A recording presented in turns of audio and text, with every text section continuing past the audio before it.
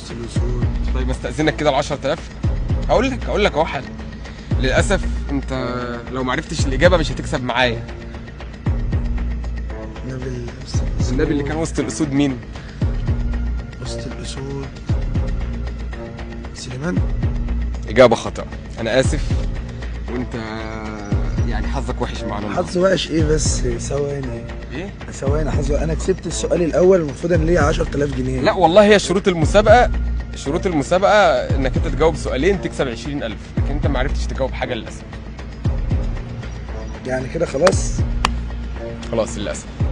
طيب انا عاوز انا دلوقتي السؤال الاول ده بتاعي.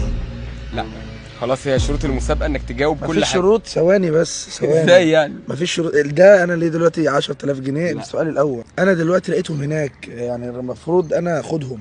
ده انا بقول لحضرتك انا مصورك، يعني احنا كنا